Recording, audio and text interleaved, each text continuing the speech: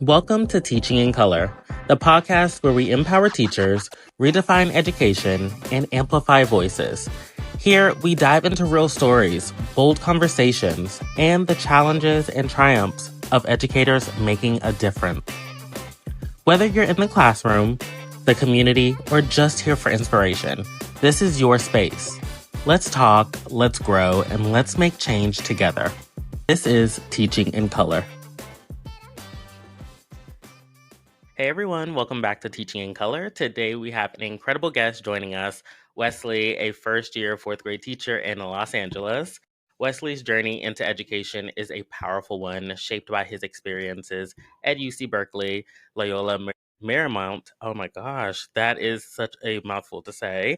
And his identity as a Black male queer educator. We'll dive into the challenges, the wins, and what it means to teach in a Title I school while also balancing grad school and life in a new city. Let's get straight into it. Wes, I want to say Wes. Okay. You're so good. Wesley. Okay. Hello. We'll edit it out. Don't worry. Well, Wesley, welcome to the show. Why, thank you so much, Brandon. I'm super excited to be here. I had a tough day today, so I'm excited to be here with you in the Yeah. virtual studio just to be talking about education. So thanks for having me. Yes. Oh my gosh, I'm super excited too. And I feel like March Yay. is insanity times 10 for sure. Insane. I don't really know how we do it. I feel like this year definitely was a blur for sure. And it's Absolutely. like Yeah. not stopping. Yeah. I don't know how we did it. Absolutely. And it's just gone by so fast and so slow at the same time. So I'm right there with you. Yeah. But on that note, I really want to get into your journey of teaching. This is your first year.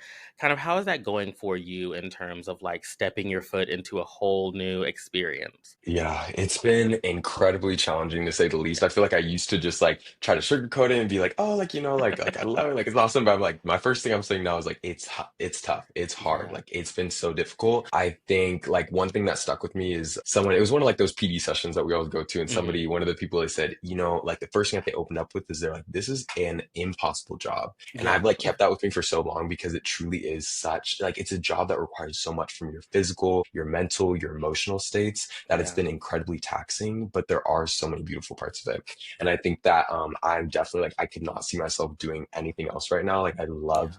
being in the classroom. I'm such a social person, so I love engaging with people, with the students, making an impact. So far it's going pretty well. I feel like the growth that I've seen in myself as an educator, but also as just a person outside of school has Yeah. just been insane. I've never grown so much in my life. So I'm excited. I'm really happy that I'm doing what I'm doing. So yeah, Yeah, I love that. I mean, I feel like you're definitely experiencing the trials and tribulations of teaching very absolutely. early on. And that's a really, I would like to say it's a great thing to have early on, but it Yeah. can be stressful.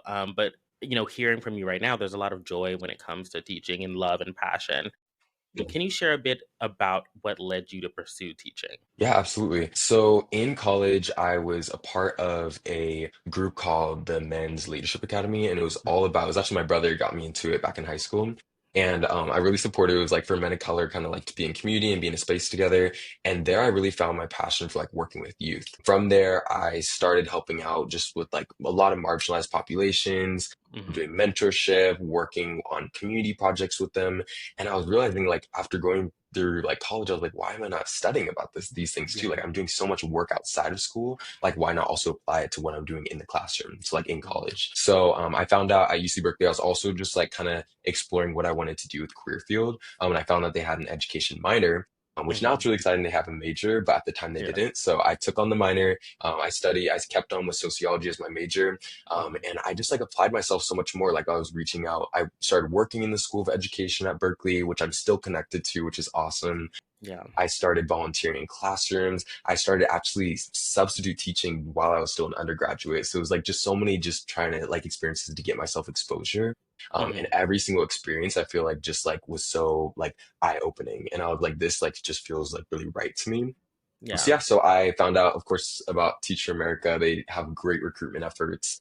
And Mhm. I just saw this full package of just like, this is where my mission lies, my values, and everything that I really saw in myself moving forward post grad. And yeah, so I kind of fell down that pathway. And yeah, now here I am. Oh my gosh.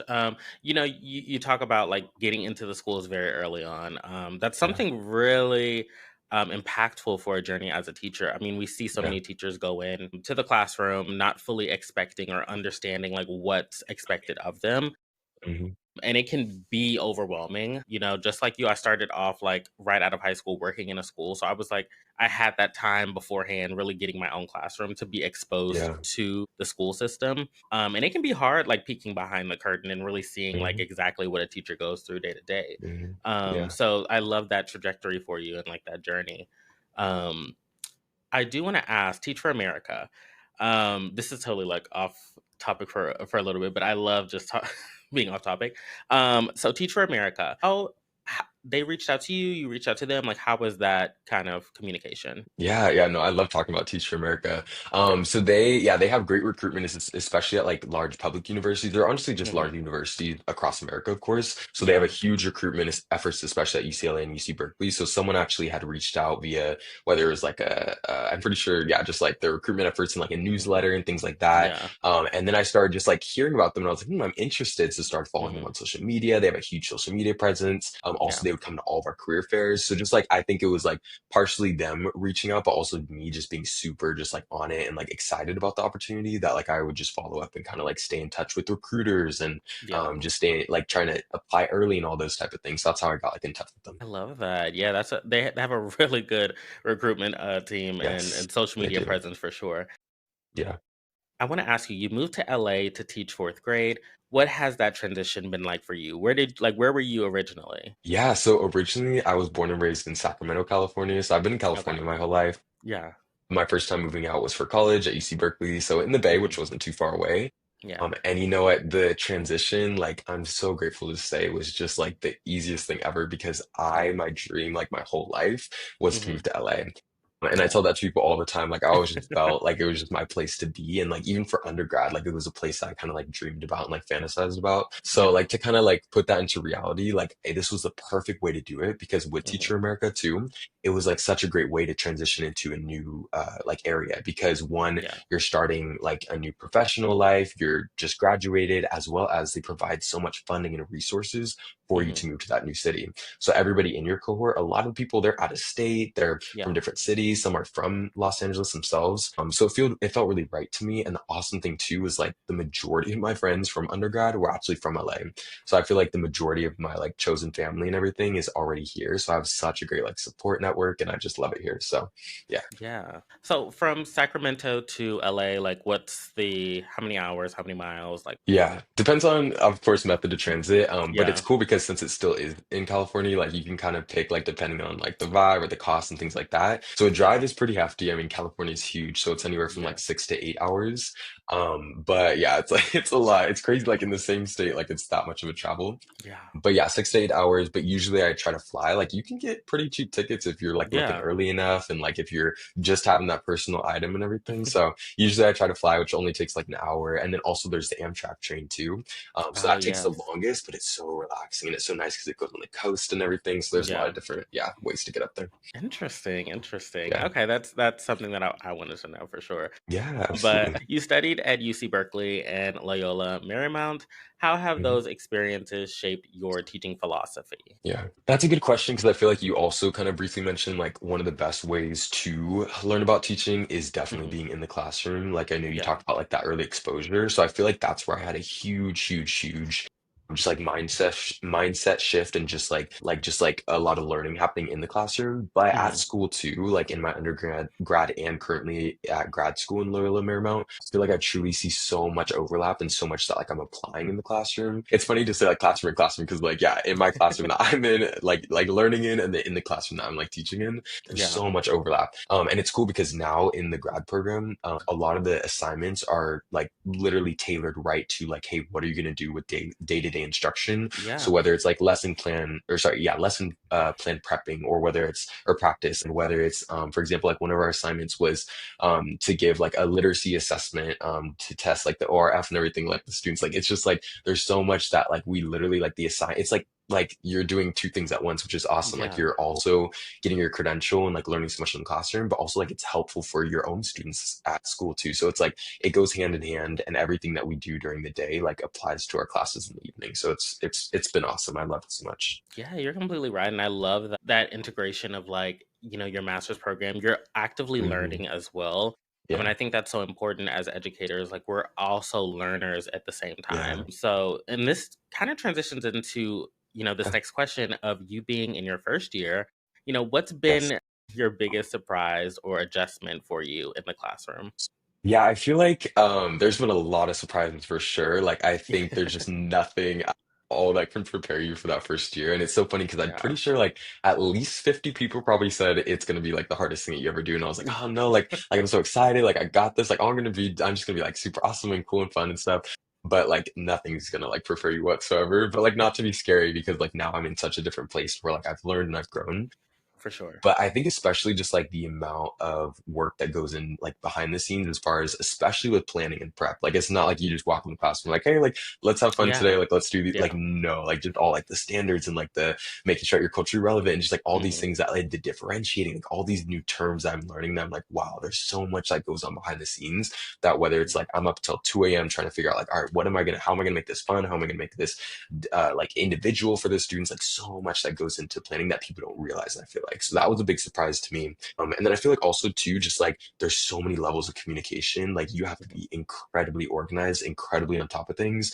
It's not like you're just communicating with the students all day, like whatsoever. Hmm. That's a huge part of it. But it's like families, admin, other teachers, grade level, EL specialists, like every RSP teachers, everybody that you have to be like you have to account for.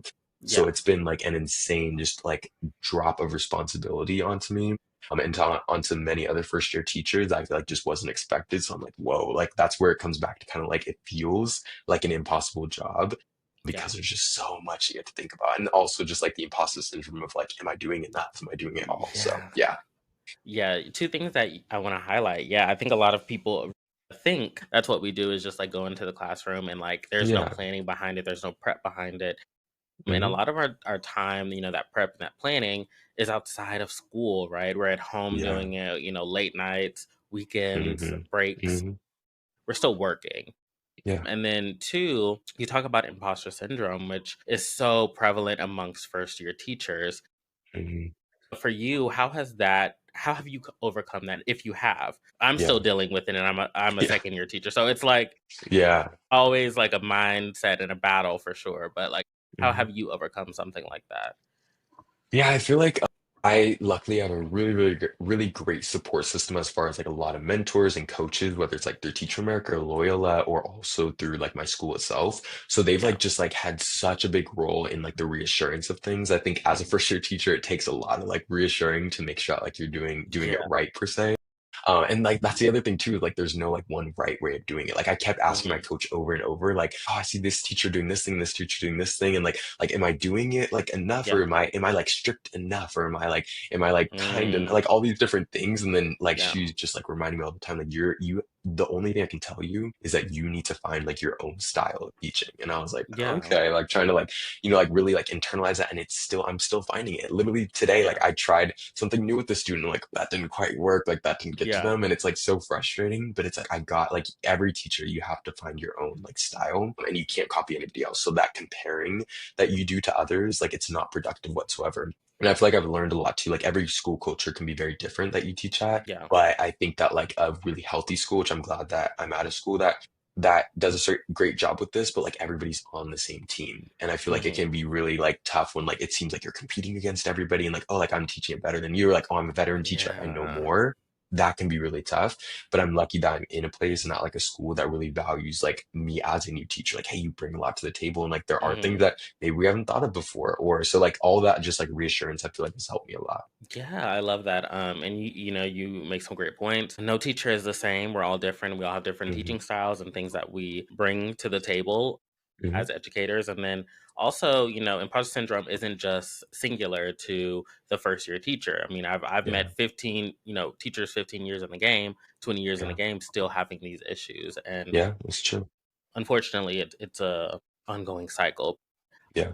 That leads us to segment two, which is Oh, navigating identity in education. This is probably one of my favorite segments to present in the podcast because it really just talks about you and your experiences as an educator of color and having so many different labels. You hold multiple identities: black, mhm. male, queer, first gen college grad. How have these shaped your experiences as an educator? Yeah, great question because that's yeah that question definitely gets interesting. It has so many layers to it. I feel Yeah. like it is a beautiful thing though to hold so many identities, especially Hmm. when you're coming to a classroom with so many identities. It was cool because I was just actually we were talking about right now in fourth grade we're learning about like California history and everything, and we're talking about like Hmm. how a lot of these like a lot of the past people of California were like mixed in their identities. So I was like, oh my Yeah. gosh, like does anybody in this classroom know like if you're mixed? And like everyone's kind of like, oh like I don't really know what that is. And I'm like, okay, like who has like one parent from like one culture and like to like on most simple terms like one parent from one culture and one parent from another culture. I'm like, oh, like, and they all started sharing like on this, and I was like, Yeah. do you guys know that I'm mixed too? So like just like little things like that, like talking about my identity, sharing with my students. Like I feel like Hmm. when you do come from like a multitude of different identities and can like understand like how they intersect with one another, it makes you just like so much more aware about like Yeah. where the students are coming from. And there's no one person that can ever like fully like understand every single person. Like that's just not possible. So I feel Hmm. like having all those, especially marginalized identities, really teaches you to like empathize with like the people that you work with, whether it's the faculty, whether it's the admin, whether it's the families, the students, like understanding that, hey, I might not be able to, I may not have the same lived experience, but I Yeah. understand what it means to not be part of the majority or not to feel seen or heard or respected. So I feel like I bring that a lot into the SEL conversations I have or the conversations about the cultures that we celebrate in school. Hmm. And also just like I have a very low tolerance for any sort of like identity bash or anything that's like trying to like or like misinterpret or any microaggressions and things like that, because I know the harm that that does, where I feel like Yes. as somebody who may not have come from those identities or not have had those struggles would just be like, oh, it's okay, like okay, let's let that slide, but like they don't understand what that can do to a child. So I feel like Hmm. that's like an important like I guess like avenue that I've come from to be able to like Hmm. approach education. That's helped me a lot. So yeah. Yeah, I love to hear that. And I think, our students definitely thrive in spaces where they're seen and they're represented and they're most importantly comfortable.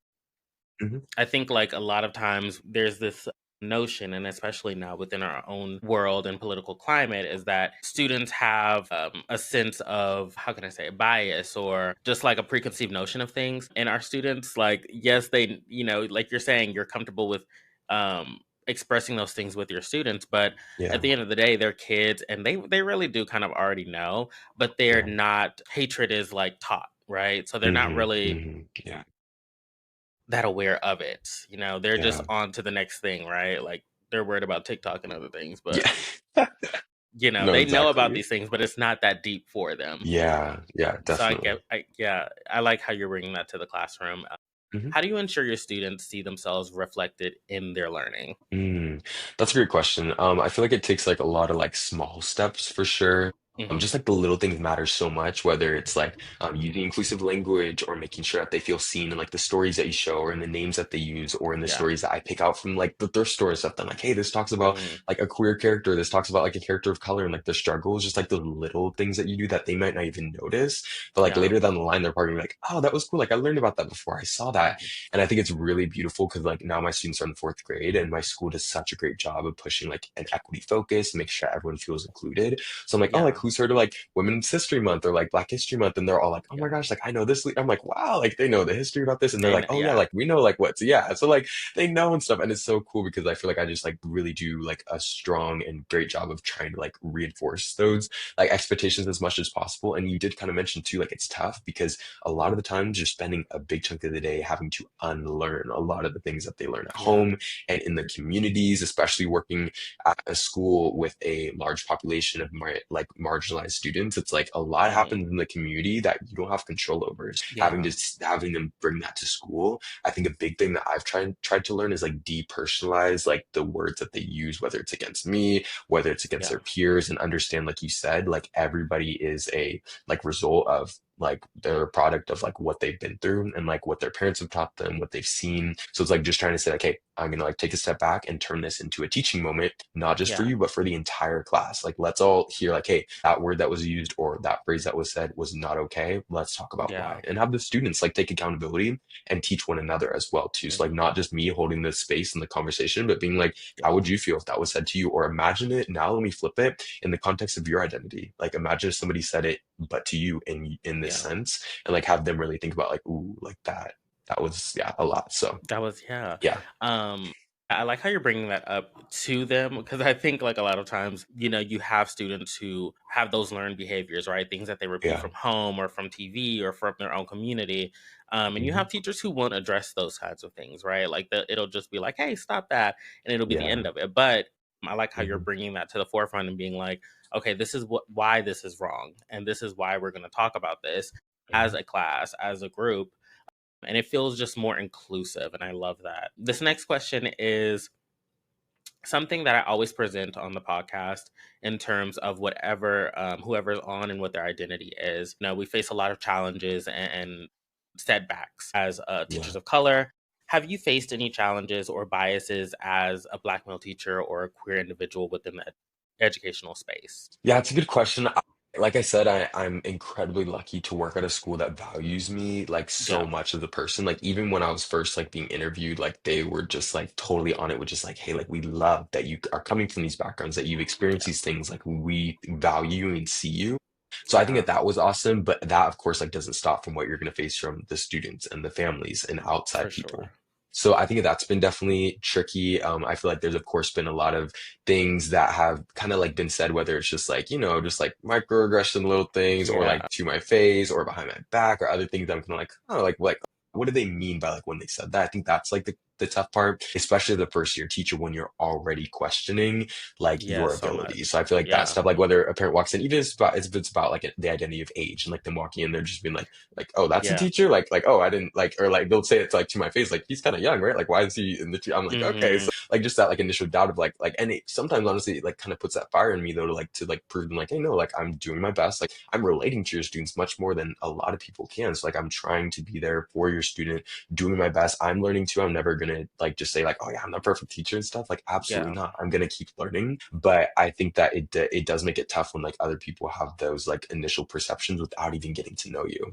And I think like even at the beginning of the year, like we were doing this activity where a student themselves chose to, this was like the first week of school activity, and they chose Hmm. themselves to like draw like just use all like they're just a kid, like you're just using all the colors, like draw like a Yeah. rainbow vibe on like his flag or whatever. And the parent was like, kind of raised eye, like what are you trying to teach my kid and everything? And I'm Yeah. like no, no, no, it's okay. Like I'm not ashamed like to talk about those things whatsoever, Yeah. but I'm like, yeah, I'm also like gonna be respectful of like your beliefs and everything. And For like I have sure. like a pride flag like up in my classroom, like, and I'm Yeah. proud to defend that whenever needed and talk about my Hmm. identity. Like I'll wear shirts that say like Black educator and things like that and talk to my students about it. But I think the toughest thing for sure is just like trying to ignore what other people like have to think about you and just being like, I'm doing this for the right reasons. Like I'm doing this for the students at the end of the day. If the parent has a problem with it, if someone outside has a problem with it, like I'm doing this for the student. And yeah, that's all you can do, I feel like. Yeah. I love how you're so passionate and like advocacy for sure as an educator is so important. Hmm. Yeah. You speak about the age piece, and that's something that we Hmm. often forget is that that's a real thing within education. Yeah. I started last year, and I remember a parent at Meet the Teacher was like, oh, like grilling me, like, "Oh, how long Oh. have you been teaching?" And Mm. I'm like, "Girl, I know you see it says Yeah. first year on this page. Like, come on." And they're like, "How long have you been teaching? How old are you?" Like, da da da da. And have always like, I love presenting myself in a way that's like authentic on my campus. Hmm. And yeah, I'll Yeah. wear a suit and I'll wear a tie and I'll do those things also. But I'll Hmm. also wear like a pair of dunks and some sweats and call it a day. Yeah, I love it. But yeah, I've had parents be like, "Oh, like, that's the kind of thing." But I think Yeah. it's, just how you said it, how you come into the classroom. It doesn't matter Hmm. what you look like. What matters is the impact that you have on those students, Yeah. academically, socially, emotionally, all those things. Hmm. And it doesn't really matter to me, in a sense, like, yes, I will respect you as a parent and I'll, do my best, but it doesn't matter to me if you like me or not. It really matters if, your student feels comfortable and I am doing the best that I Hmm. can to ensure they have a successful life. Yeah. moving forward. So that's just always something I always think about is like this age is actually such a something that's always brought up, and it's Yeah. kind of sad, but we're here. Yeah. Good point.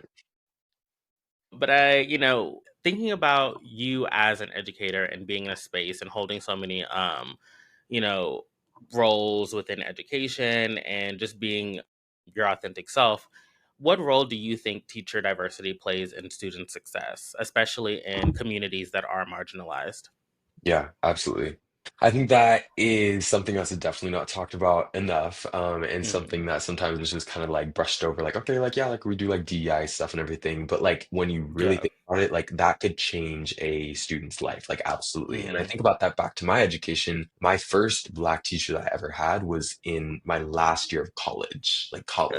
Yeah. I went to school, not middle school, not high school, college. That my last Hmm. year of college. And it wasn't even like a main course, like a big course. It was a thing course. And it was my favorite class I've ever had because like Hmm. I just felt so seen and heard and comfortable and related to. And it's like that could change a whole student's day, life, year, whatever, just seeing Yeah. themselves in the person that they're talking to or seeing. So I think that like just on that level, just like alone, like it's so incredibly important. But also like the data heavily shows that when you have a diverse teacher force working for Hmm. the students, it's not only benefits the students of color, but also the white students and the other students that are there as well, because Yeah. they see other people like in positions of power and authority and also in these leadership roles that are inspiring. And they're like, hey, like these, like they have more just like empathy towards other people and just like more respect towards other people as well. So I feel like, and Yeah. it pictures them, they can now see these people in different lights as leaders, as other things that they may not be portrayed as, whether it's like in the news or with the stereotypes that are presented by their communities sometimes or by parents or other people. So I feel like it is a beautiful thing when you do see, especially like a school or a district or whoever value diversity so much and like truly value it like authentically because it Yeah. truly makes a difference in these students' lives so much. So yeah, I think it's incredibly important. Wow, you're completely right. And it's so sad to hear that your story is so, I've heard it been told, time and time Mm-hmm. again, where, you're encountering your first teacher of color, your first Black teacher so late. Hmm. And, Hmm. it's disheartening for sure. I Yeah. grew up in a predominantly Black and brown community. So a lot of my teachers were Black or brown, but, they were Mm-hmm. I've never had a male teacher Hmm. until I've never, yeah, not even a professor. So like I never had a male teacher. And, you know, in high school, the only Black men that I saw were like leading, the football team or like in athletic positions and That's disciplinarian true. positions.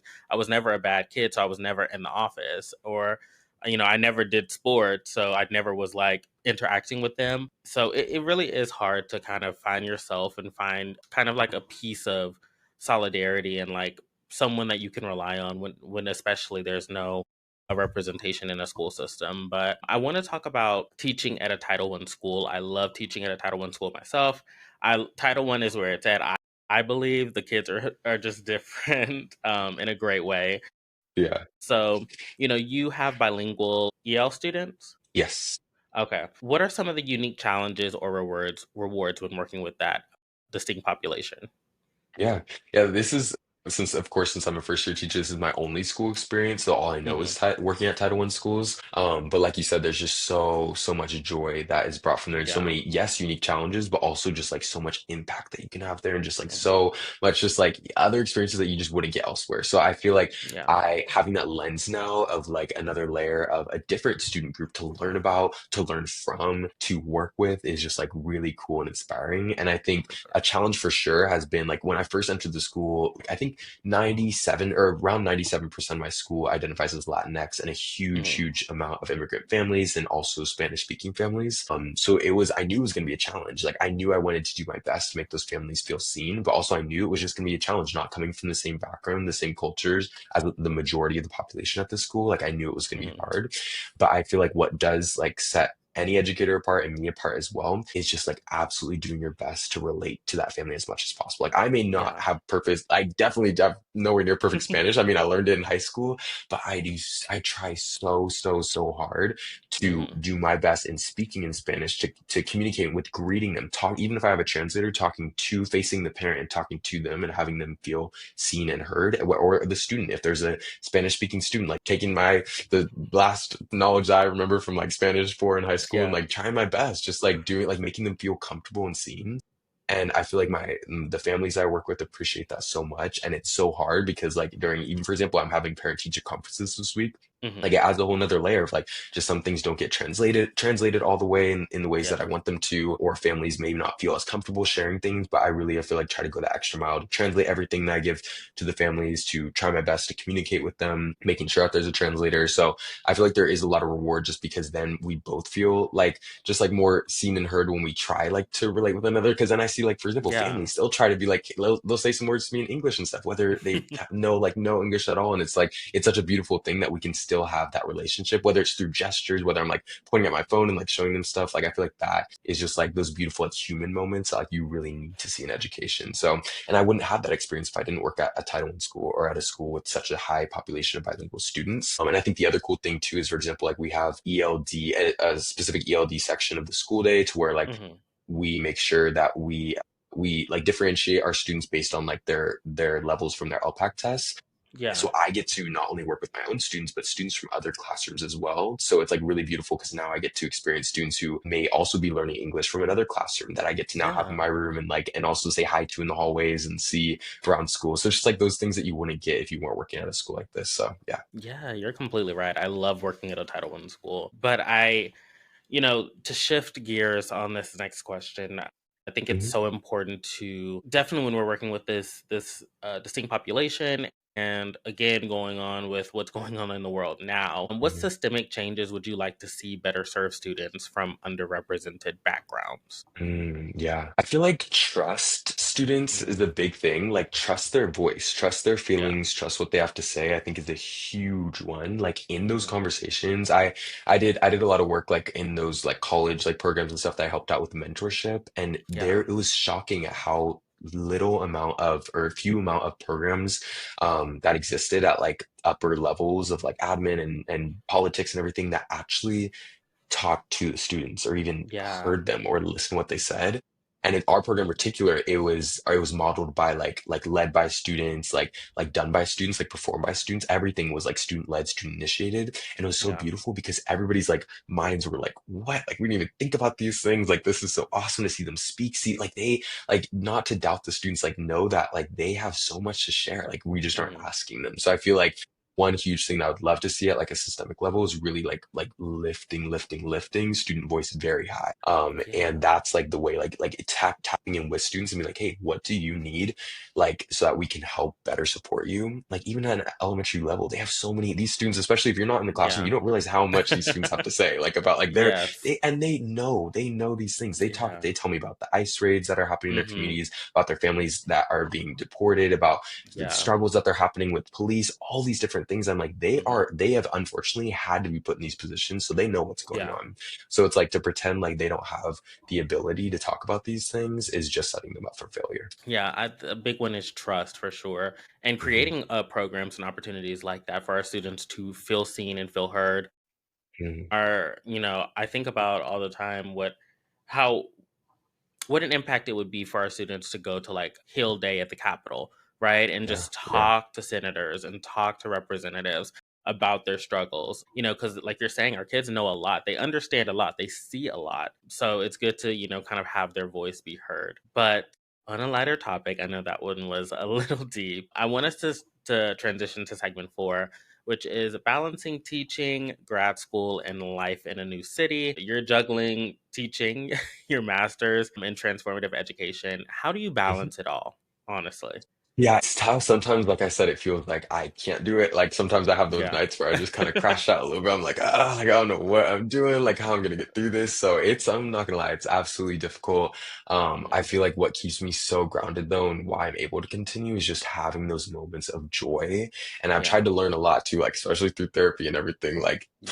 plant those little moments of joy in the middle of the week too. I feel like I set up my life sometimes to be like, okay, like literally once Monday starts, it has to be just go, go, go, work nonstop. Yeah. And it's just like, and that mindset is just not doing me any good. So I'm like, hey, like who set up like the system to have to work like this? Like I can have some like fun and stuff. Like you can go out with your friends, or you can like even if it's just like a little like we do like a little drag race viewing party every Friday and stuff like Yeah. that. So it's just like, Okay, I was like gonna having those ask you, do little you things. watch Drag Race? Yes. Oh my gosh, Okay, we have okay, to get love into me some that. drag. Who are you rooting for Oh, this absolutely. season? And it better be one Well, person. okay. Well, Or I would have it a be couple. one Okay, person? so Okay, can I okay. give like my top four? Who my top four is going to be? Okay, we'll give top Or is four. that We'll too give top much? Is four. that too? Okay, okay, okay. Top I four. feel like there's six So, people left. but okay, top four. It's got to be Anya Nur. It's got Okay. to be Suzy too. It's got to be Okay. Sam Starr. Like Okay. these are objectively okay. And then my last girl that it has to be like my fan favorite since day one, Jewel Sparkles. Like I'm sorry, that's my Okay. girl. Like she's gonna Okay. be there too. She's got to be. So that's like the like who I'm rooting for though. Definitely Jules and Anya. Like those are Yeah. my girls at the Okay. end of the Okay. day. But yeah, I don't know about you though. But yeah, I mean, we're down to six people. Yeah, the only it's people getting that I tight. saw reaching the end and like really, was Anya and Jules. Honestly, Yeah, those were yeah. the two people that Okay, so okay, yeah, we're on the Lexi same may have page. made Yeah, it, but the way yeah. Lexi been moving, kind of, Been acting recently, yeah, yeah, kind it's of been is tough. But making it. those two that we just mentioned, they give the charisma, the uniqueness, the Yes. talent, like there's star quality. So Yeah, yeah, I can see I'm an it. Anya stan. I will be Yes, honest. absolutely. She, her ruining stuff has Yeah. definitely did But some things to me. it adds fun to the It show though. It's adds, like it makes the yeah. drama, yeah, it's cool. So I Oh love my her. gosh. Okay, She's okay. cool. Sorry. Yes, okay. No, You no, turn. you're good. Okay, that was for your But moments of joy, viewing moments of pleasure, joy. right? Yes, Moments of joy. yes. Exactly. Okay. Dang, what were you saying? Drag Oh Race no, I viewing was just party. mentioning Yeah, yes, yes, exactly, exactly. So those moments of yeah, joy, like it's just like you have to plant those in, whether it's during the week, with it's at the end of the week, and I feel like that just kind of gives my body, my mind what it needs to just like get yeah. ready for the tough work that needs to be done in the classroom. So Yeah, you're completely right. Just taking some moments to breathe and not take it so seriously. I think hmm teachers take education. Oh my God, that's gonna sound so bad, but it takes it so seriously. Like, I yeah, don't know. I yeah, just yeah. No, you're right. sometimes I'm like, okay, it's not that serious. Like, it's really Yeah. not. It's hmm hard though to because you're taking the mental load and like hmm the baggage of like your students home with you a lot of the Yeah, times. There's like a lot of absolutely. times that I'm like, oh my gosh, is my like, are they okay? Like, I know something hmm happened today. Their parent expressed this to me. So it's a lot of like thinking of them outside of the school time. Yeah, So it can be hard, but yeah, I want to ask you, you transitioned to a yes. new city. What's been the biggest challenge of living in a big city and then also navigating like a demanding career? Yeah, I feel like I do notice that you mentioned like challenge of living in a big city because yeah, it is a pretty big shift from like I mean, I was always kind of like in somewhat like city vibes, but Yeah. like this is a huge, like it feels like 10 cities like in one, like it's a huge different city. And I think like something that I think is kind of like mentioned, but like not super like talked about or also like seen all the time is that like it can Yeah. feel lonely in a big city. So Yeah. like that is what like I've definitely like you have to definitely like go do those things, like put yourself out there. Yeah, there may be a million things to do, but that could be like overwhelming. Like you have to really be the one to be like, hey, I'm going to join this, do that. One thing that me and my roommate just joined, which I got so lucky because my roommate's one of my best friends from college. So we do Oh, like so much awesome. together and Yeah. it's just so awesome. And she's like from the LA area. So she like has shown Oh, me I around and love things like that. that. But we just joined this like queer like league for sports and stuff. And like Oh we're my super excited because we're going to like play god. volleyball together. And it's just like those Uh, little things that, yeah, it could be so hard because it can feel like lonely, but it's like you gotta like put yourself out there to mhm. join things, to see people, to meet people, to hang out with the people that you do know and love. So I feel like that's been kind of how I've like overcome that. But honestly, like homesickness and stuff, like I'm totally fine. Like I love being on Yeah. my own, and also I'm still in the same state that like I've always known so well, and I love just like it's been my dream to move here. So luckily, I haven't had like a huge challenge moving here. I love it so much. Oh my gosh. Okay. I love that. And you're making yourself home down there, which is really good to hear. And Absolutely. you have people supporting you. Yeah. Oh my gosh. Big city, big city. That's just Hmm. yeah. Lonely in a big city. Okay. Hmm. So I want to ask you, we're gonna skip this question because it kind of tied Okay. into what we've already previously said about mental health Hmm. and kind of taking time for yourself. I want Yes. to ask you, I think it's so important. There's a lot of new teachers that come Hmm. across my page or the podcast itself. Do you have Yes. any advice for aspiring teachers balancing all of the things that you are doing, your personal life, work, everything? Do you have any advice for them? Yeah, absolutely. I would say for sure is like figure out because I do know that you kind of mentioned this at first, just like taking it incredibly seriously, like Yeah. lowering your expectations, like Yeah. taking a step back, taking a deep breath, lowering the expectations because you cannot not solve everything by yourself, like Yeah. whatsoever. You are going to need to ask for help. You're going to need a team. You're going to need all the support that you can get. Mhm. I'm so shameless about asking for help now. I'm like, it helped me. Like, it's let us set up another meeting. Let's get another meeting. Yeah. Let's get another meeting. Like, help me out. Like tell me how to come to my classroom. Model it for me. Show me. Right? Let me go to another teacher's classroom. Let me watch how to do this. Like, ask for help is the biggest thing. Like you can't do it with them. So like I feel like Hmm. that's the first barrier of just like taking that front down of like, oh, I'm gonna like do everything, save all the kids, like do all this stuff all by myself. Like, Yeah. no, it's not, it's literally not possible. Any of the best teachers that you may look up to, none of them are doing it by themselves or have learned by themselves. So Yeah. it's like leverage like what you know. Also with new technology and AI, that's a whole nother conversation to get into, but absolutely like tapping into the new resources you have availabilities for to you to like make life easier in a lot of ways, like Hmm. not to reinvent things, to also make it more accessible to students, to make it Right. just like there's so many new avenues that like we have somewhat of the blessing and the curse to like be a part of like this new like Hmm. revolution of a lot of different technological advances and things, but Yeah. definitely taking advantage of that. I feel like aspiring teachers, they have that kind of like new perspective to education that maybe veteran teachers may not be as familiar or comfortable with. But also, yeah, just like when it does come to balancing, I think just like Mhm. really prioritizing what do you value. And I feel like just like so much of the time, like especially like new young people or aspiring teacher who are leaning into education, maybe like taking a lot of what other people are telling them needs to be important. Like, oh, you have to fix all this and you have to do this and you have to do that. But it's Yeah. like, what do you value? Like, what do you find Yeah. important? And that may be, for example, those things that you watch with your friends on Friday night, or things you do on the weekend, or things after school that really bring you joy. Like balance means that you have to prioritize what you truly do value. And that's the only person that can answer that is yourself. Yeah, thank you so much for that. That is something that I think a lot of teachers are struggling with right now. And you're completely right. Yeah. Using the resources that you have, the new Mhm. resources coming out, AI is so powerful in a classroom. So you're completely right. I want to ask you, here we are at the closing of our show, and some fun little questions that we love to throw in here. Nice. What's one thing about Generation Alpha that gives you hope for the future? Great question. They are so like not great for classroom management, but Yeah. they have no filter. Like they will speak their mind, speak their truth, tell you how Yeah. they feel. And like I'm just kind of like I'm like taken aback sometimes, like kind of Yeah. giggling, like trying not to giggle too, because I'm like, why would you say Right. that? Like it's just so funny. But they're so bold and they're so passionate and they're so inspiring. And you know about so many things that I never even would have grazed the surface of until I was in like college or high school. Like Yeah. I'm just like, wow, like you guys are so inspiring and just like I feel like they've had to learn so much by themselves, whether it's growing up in the pandemic time and being so Hmm. online or just like connected to their friends in certain ways, like having this access to technology, whether for the best or for the worse, better or for the Yeah. worse, they're exposed to so many things that they're like passionate about. They found their new passions, they found their ways to connect with people. So they like have, and like going back to that point about like they have a voice, like they have such a big, powerful, strong voice. And I feel like Yeah. they're starting to become a lot more fearless about like how they approach certain things. So I'm like, I'm excited. I'm definitely excited to see like what they do with this voice that they're getting in school and outside of school and in social media and all that. So yeah.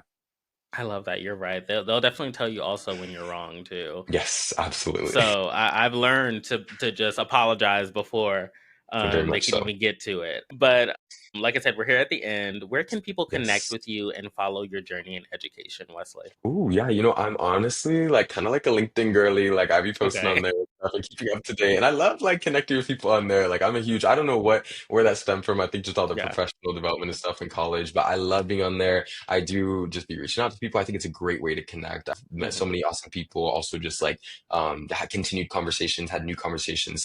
My LinkedIn.in or whatever, /Wesley Vega, my full name, Wesley Hmm. Vega, Veiga. Yeah, that's how you can connect with me. So I mean, yeah, reach out for sure. I love the power of mentorship.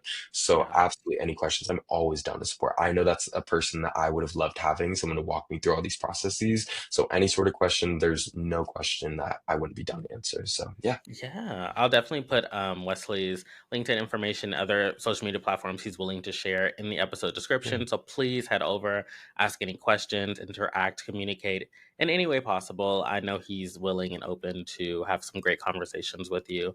Yeah. Here on the podcast, we love to always end the show on a very, very high note.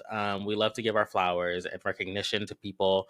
You do you have anything coming up, big or small? We've had even the smallest of just making it to the next day. Love So that. if you're If you have anything coming up, we'd love to give you your flowers, raise you up, give you a big round of applause. Oh my gosh, thank you. Well, almost finished with my first year at teaching, which is See, there super we go. exciting. Like, Yay, cannot wait for that. congratulations. And yeah, so I think that's kind of like the next milestone I'm looking for. And also almost about to finish up my ed CPA. I passed my Yes. RECA, Oh those my teacher gosh. testing, all that stuff that Yes. is just so taxing and draining. Like if you're a Ooh. teacher, So I'm getting there, pushing through that final stretch of the first year. So that's a big accomplishment for me, just getting through that first year. So yeah, I'm almost there. Yes, of course. Congratulations. And we are Thank you. here, at Teaching in Color, definitely rooting for you. And we have a lot of other people rooting for you as well. So, Thank you. congratulations. Thank you for being here. Yeah, of Wesley, I just want to course. say this has been such an insightful and inspiring conversation. Thank you so much for stepping here, being candid, being comfortable, and just sharing your journey as an educator of color. Absolutely. Yeah. Thank you for having me and shout out to everyone who's listening. Appreciate you guys. Of course. Thank you. Thank you.